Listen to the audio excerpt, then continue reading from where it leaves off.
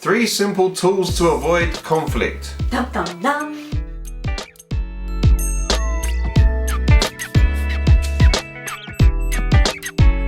Starting with number 1.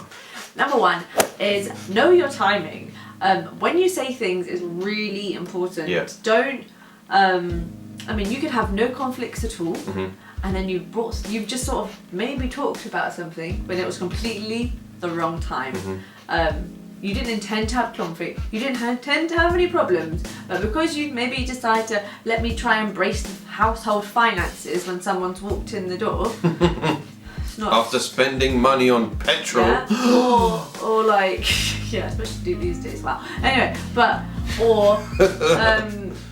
like you're just when you say things, don't bring things up when the person is super tired or super hungry, or they're just rushing out the door, and you're like, oh, can you just can you just do this and this? It's just make sure your timing is on point.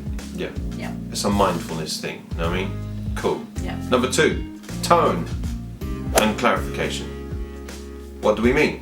It means you can say all sorts of nice things, but in a bad way. So it's not just what you say, it's how you say it as well. And yeah, so for example, well done. Oh, well done. To you. Well done, that's really good. It's just, no one's going to feel secure if I say well done like that, unless... Oh, it's like, oh, you did a good job. No, that's almost like a question. That's cold. That's what I'm saying. Like, I said nice words, but I didn't say them nicely. Your face didn't agree with the words. Exactly, but I said I said the right words. But yes, but you said them horribly. I wouldn't receive that either. That's what I'm saying. People can be like, I don't know why she getting annoyed at me. I said nice things to them. Yeah, but you said them in such a horrible way. Like, good job. That's what I'm saying. Yeah, exactly. Oh, good job. That was a nice one. None of this works in British. Let's be honest. No. Even in Britain, how we say things is just as important, because it's difficult, because also we can say nice things but they sound really sarcastic. But that's not the point. How you say things is really important.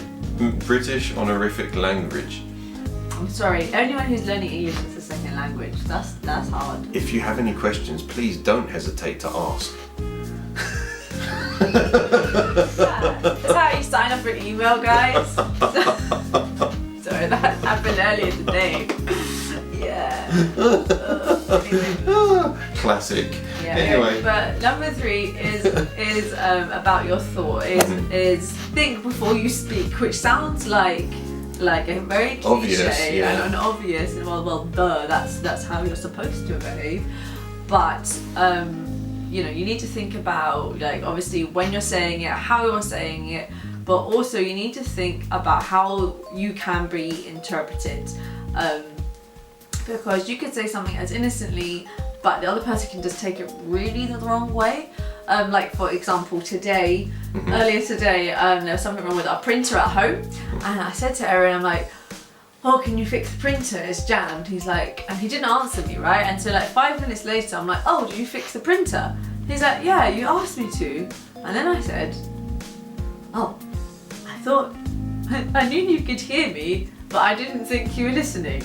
This is a true story. And as the words left my mouth, I realised that was not very nice sounding.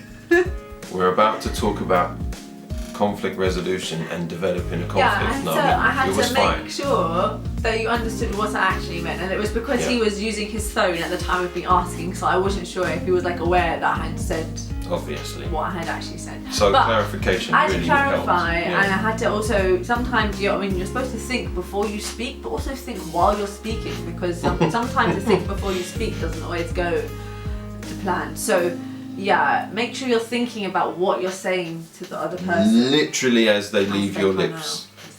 Think fast. Yeah. Basically. Yeah. Okay, so if this has been any kind of value for you, smash the like button and we will see you next time. Bye!